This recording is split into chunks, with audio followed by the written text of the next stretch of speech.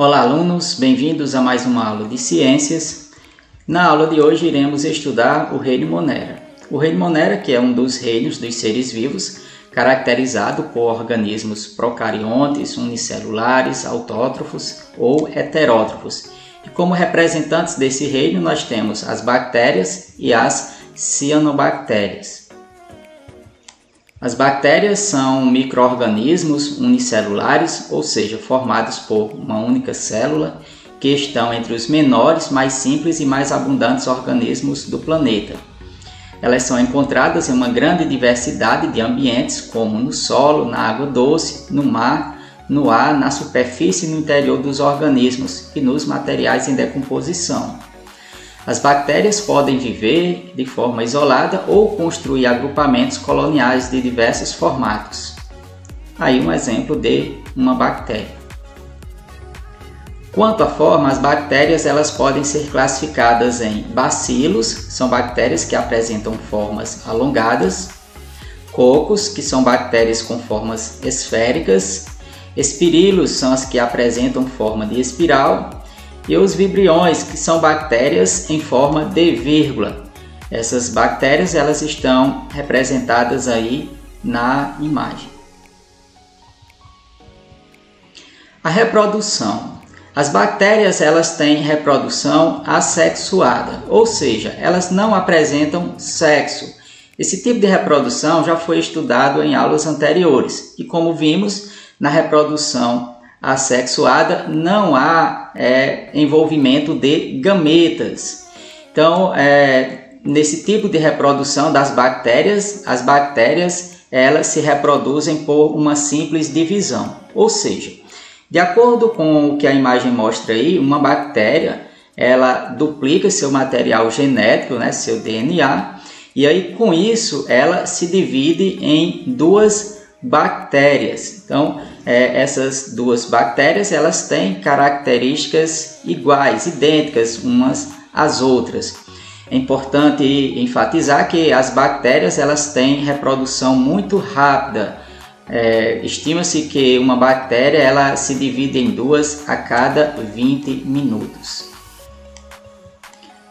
A importância das bactérias. Há quem diga que as bactérias elas causam doenças, ou seja, são patogênicas, mas as bactérias elas desempenham uma importância fundamental na nossa vida. E aqui eu vou destacar para vocês algumas dessas importâncias. Então, no sistema digestório de alguns organismos. Então, há bactérias que atuam no sistema digestório de alguns organismos, como é o caso dos cupins, fazendo a digestão da celulose, substância essa que não é digerida pelos cupins. Então, as bactérias que vivem no organismo de cupins, elas se acarretam de realizar essa digestão por eles.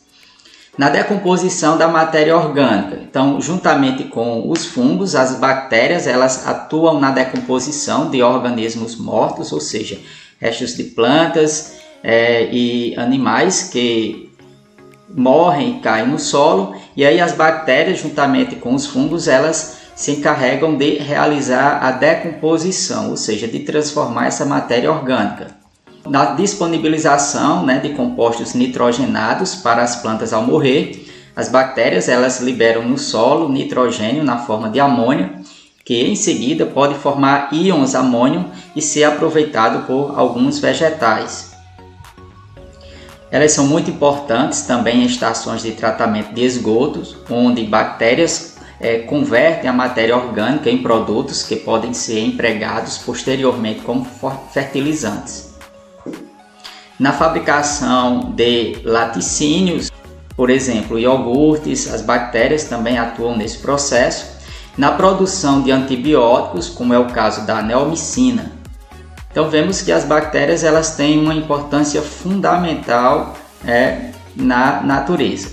E aqui eu destaco as bactérias patogênicas, ou seja, as bactérias que provocam doenças, danos à saúde de seres humanos e também de outros seres vivos. Então aqui nós temos doenças causadas por bactérias. A gonorreia. Essa é uma doença sexualmente transmissível. Ela é causada por uma bactéria que é transmitida através da relação sexual ou também pode ser transmitida da mãe para o filho durante o parto. A hanseníase, que é uma doença crônica conhecida antigamente como lepra, também é uma doença bacteriana. A leptospirose, que é uma doença bacteriana que afeta os seres humanos e animais, ela é transmitida para o ser humano através do contato com água contaminada com a urina do rato. A meningite, que é uma doença bacteriana caracterizada por uma inflamação das meninges, as membranas que envolvem e protegem o encéfalo e também a medula espinhal. A pneumonia, que é uma doença infecciosa que compromete os pulmões, o sistema respiratório. O tétano, que também é uma doença bacteriana que ataca o sistema nervoso.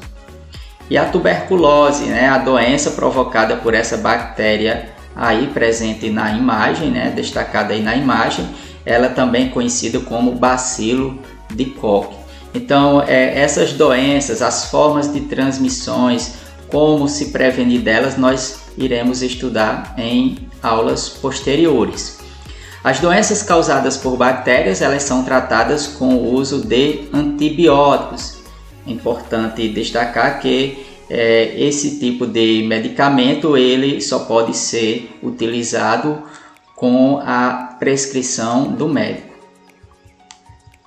As cianobactérias. As cianobactérias, também chamadas de algas azuis ou algas cianofícias, são organismos unicelulares, assim como as bactérias, que podem viver isoladamente ou em colônias.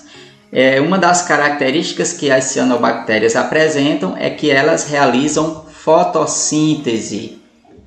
Tá? Então, a coloração das cianobactérias é conseguida pela presença de diferentes pigmentos, tais como a clorofila. Então, por isso que nessa imagem do lado direito, vemos que essa água ela tem uma coloração esverdeada devido à presença de cianobactérias aí. E aí essa cor verde se deve à presença dos pigmentos, como é o caso da clorofila, que é a substância que tem a capacidade de absorver a luz do sol e em decorrência disso realizar a fotossíntese. Bom, gente, chegamos ao fim da nossa aula. Espero que vocês tenham compreendido o assunto.